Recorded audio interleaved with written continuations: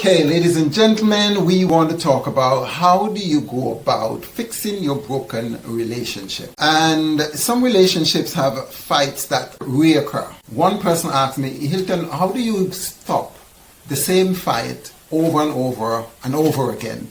We are having the same fight that we had at year 1, we're now at year 5. Some families and some marriages, year 10 and 20, they still have the same fight, and it is almost inevitable. They know the exact patterns. Someone says this, the other one gets triggered, he or she rebuts, it creates a reaction in the other person, it escalates, and things get blown out of proportion.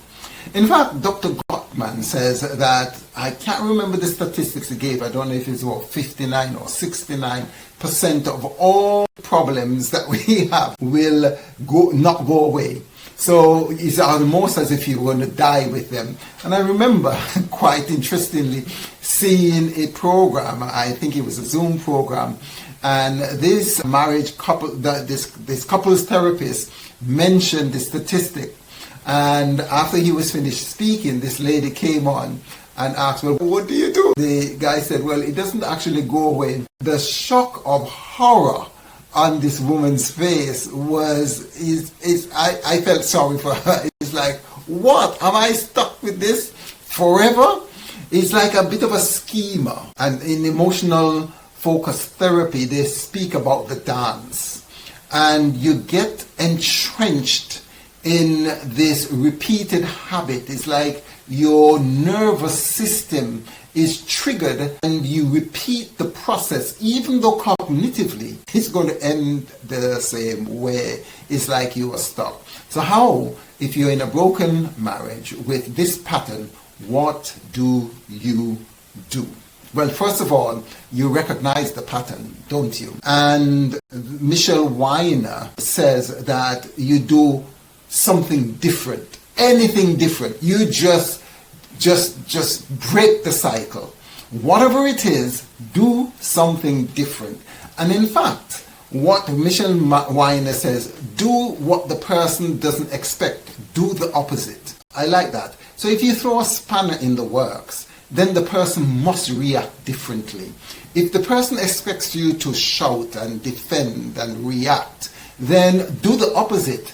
Just respond in a very calm, cool, non-reactionary way, and don't get triggered.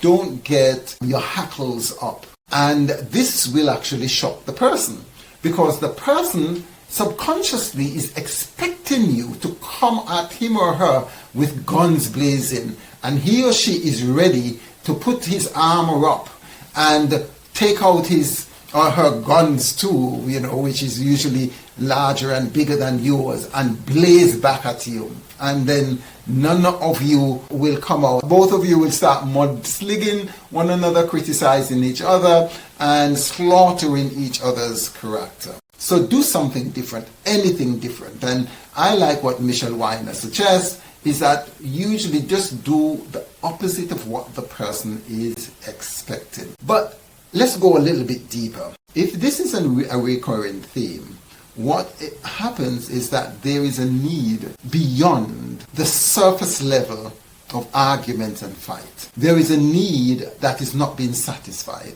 There is a desire that is very important to either you or your spouse, or even both of you, and you're not articulating it in a way that your spouse could hear. Maybe you're blaming and shaming. Neither is your spouse literally showing their vulnerable parts. It's not necessarily about the issue. And I once heard a person say, and I can't remember the name of this person, that the issue is not the issue. The thing that you're arguing about, you're fighting about, is not the thing, is the symptom. It is the sign of the thing. It's like having cold, Many of you would probably know that the sneezing, the coughing, and the mucus, the constant mucus that is coming up, these are all symptoms of the underlying cause. And until you get rid of the cause, the symptoms will constantly come back again and again and again. So, in the calmness of your soul, Don't wait until you're in the full-blown fight to try to negotiate this, because once you are heightened, once you are in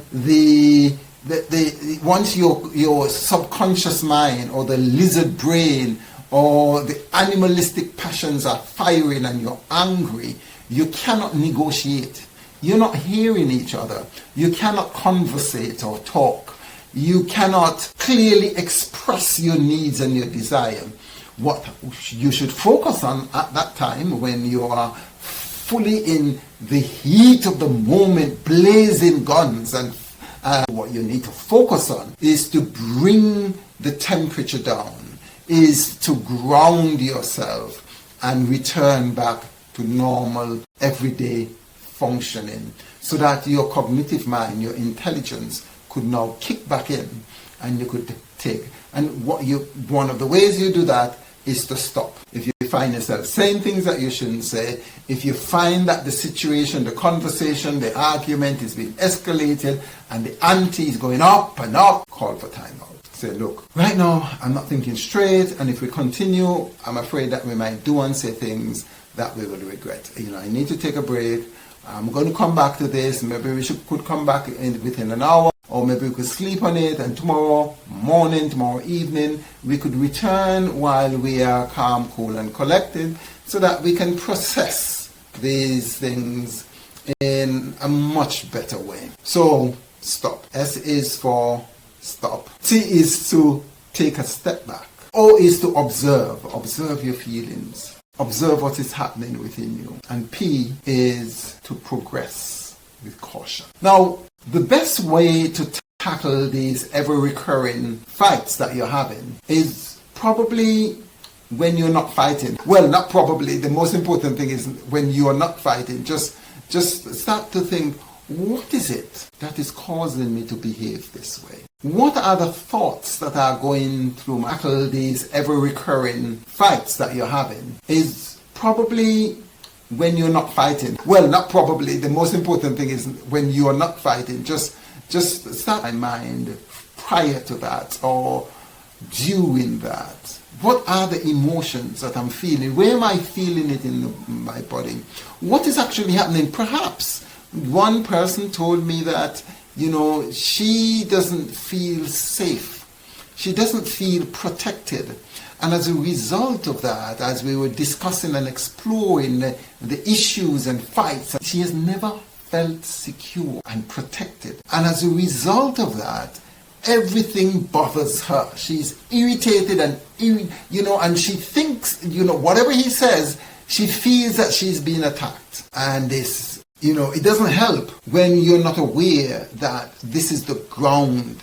But when she became aware of this, then we spoke about, what can she do to help her spouse understand the vulnerability, the vulnerable nature of her heart, the unsafe, unprotected situation that she feels and finds herself in. What can he do to address that? And of course, it's not going to be solved overnight, but what actions? You can't just complain and because the person doesn't even know. If you don't know what is bothering you deep inside the recesses of your heart and soul, then the person would be blindsided by your reaction. So if you could just simply say, I've never really felt that I am cared for, that you have my back. I've never really sensed, maybe once or twice that this has happened, and then you could share the time that it happened and then express how important it is for you. And then also go on to say that when this doesn't happen and things are said or done, there's a story that your mind makes up.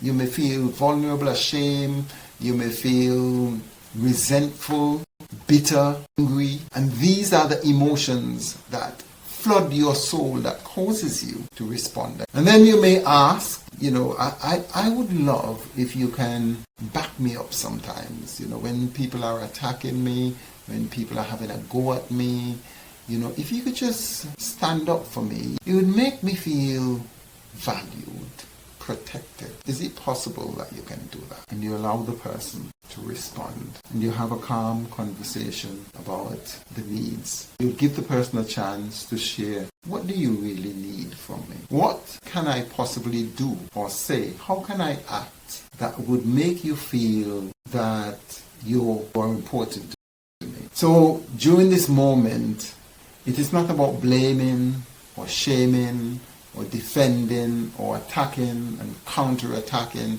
It's about exploring the unmet needs that are resting deep below this, the emotions and the words and the actions that causes conflict. You know, if you would like some support and help with this, if you're in a broken marriage or if you're in an unhealthy marriage, a toxic relationship, and you want some support, feel free to reach out, ask a question, book a free session with me, and let us see how we can get that which you deserve, the love you deserve back. I look forward to hearing from you.